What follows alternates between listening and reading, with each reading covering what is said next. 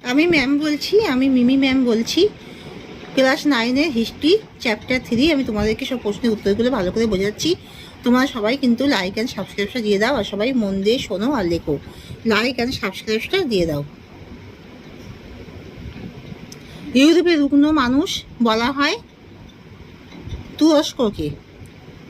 তুরস্কের মলডেভিয়া ও ওয়ালাকিয়া দখল করে নেয় রাশিয়া। ক্রিমিয়ার যুদ্ধে তুরস্কের প্রতিপক্ষ ছিল রাশিয়া। গ্রিসের স্বাধীনতা সংগ্রামের সঙ্গে যুক্ত গুপ্ত সমিতিটি ছিল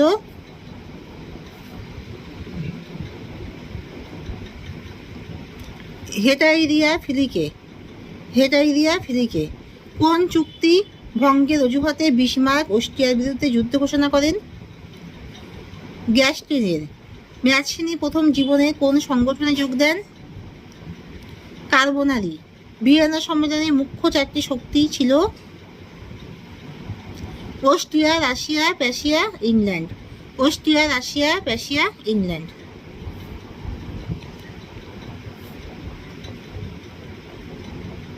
ইউরোপীয় শক্তি সমবায় স্থাপনের মূল উদ্যোক্তা ছিলেন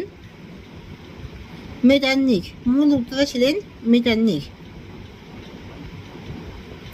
গ্রিসের জাতীয়তাবাদের প্রধান প্রবক্তা কে? গ্রিসের জাতীয়তাবাদের প্রধান প্রবক্তা হলেন কোরাইশ। ভিয়েনা সম্মেলন অনুষ্ঠিত হয়েছিল অস্ট্রিয়াতে। 1861 খ্রিস্টাব্দে মুক্তির ঘোষণাপত্রে ভূমিদেশ প্রথা উচ্ছেদ হয়েছিল রাশিয়াতে। ভিয়েনা সম্মেলনে ফ্রান্সের প্রতিনিধি ছিলেন তারির। ন্যায্য অধিকার নীতির দ্বারা ফ্রান্সের সিংহাসনে বসানো হয় অষ্টাদশ লুইকে। কাকে বসানো হয়? অষ্টাদশ লুইকে। শক্তিসাম্য নীতির দ্বারা কোন দেশের চতুর্দিকে বেষ্টনী গড়ে তোলা হয়? ফ্রান্সের। ইটালির ঐক্য আন্দোলনের জনক ছিলেন ম্যাচসিনি।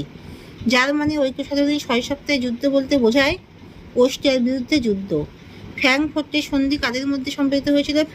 ফ্রান্স ও জার্মানি। 1830 খ্রিস্টাব্দে পোল্যান্ডে বিদ্রোহ হয়েছিল অস্ট্রিয়ার বিরুদ্ধে।